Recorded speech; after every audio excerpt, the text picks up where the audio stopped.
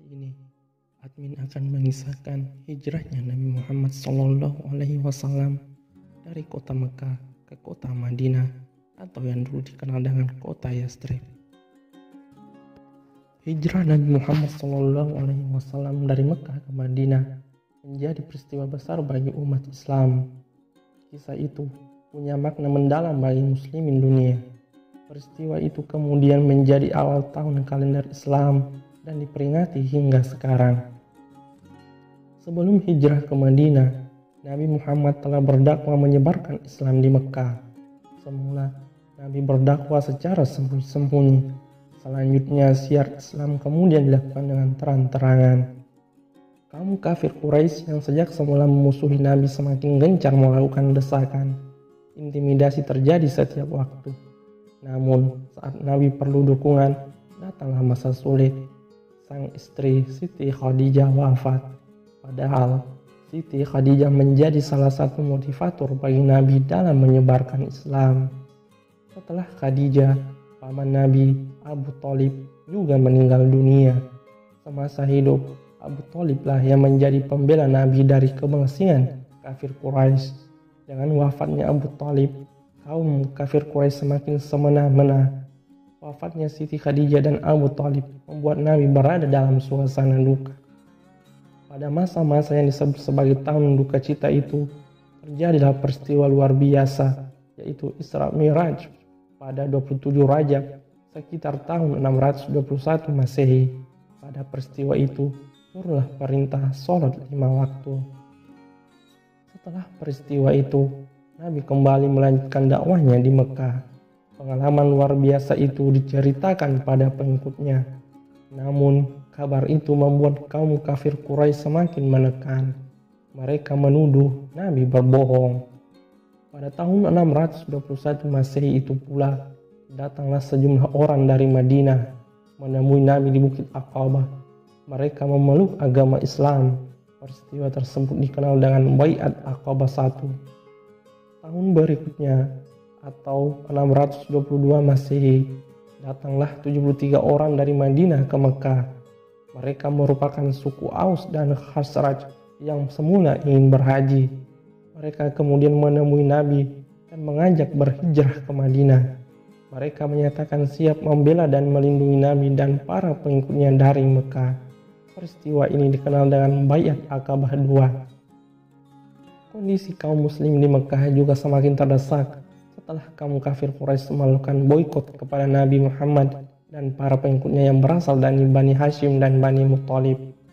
Kaum Quraisy melarang setiap perdagangan dan bisnis dengan pengikut Nabi. Selain itu, semua orang dilarang menikah dengan kaum muslimin. Tak ada yang diperkenankan bergaul dengan pengikut Nabi Muhammad.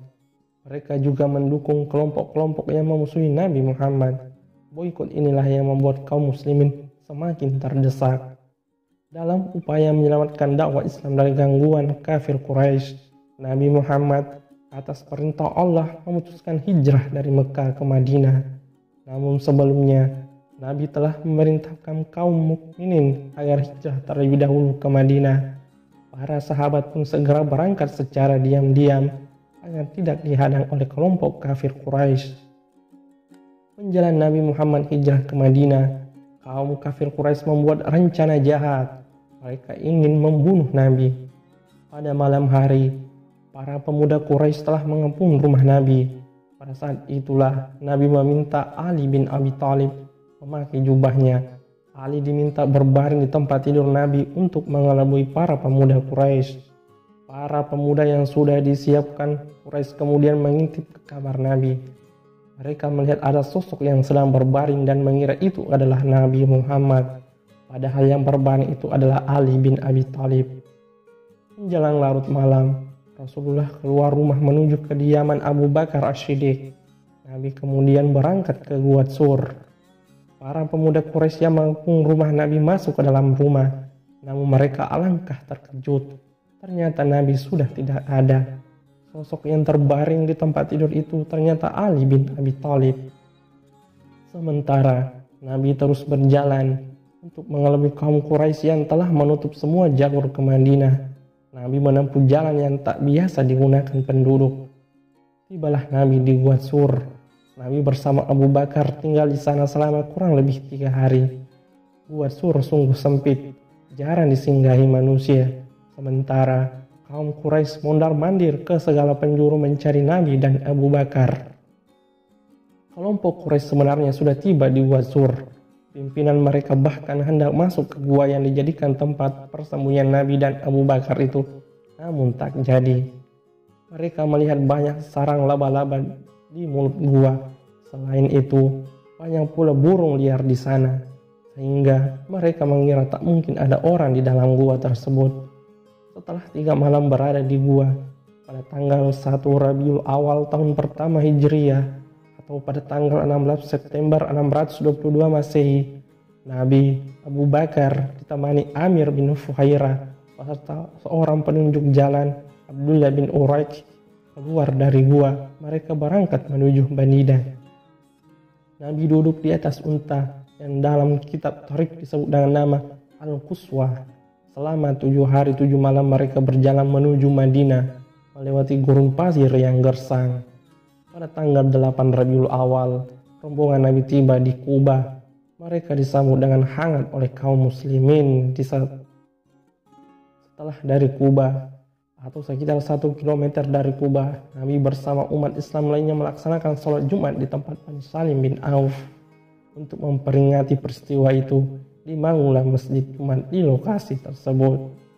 Nabi melanjutkan perjalanan pada hari itu juga.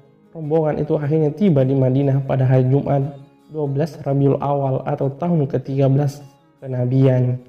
Sambutan penuh sukacita diiringi isak tangis penuh haru dan kerinduan menyeruak di Madinah. Siar pur berkumandang. Telah nampak bulan purnama.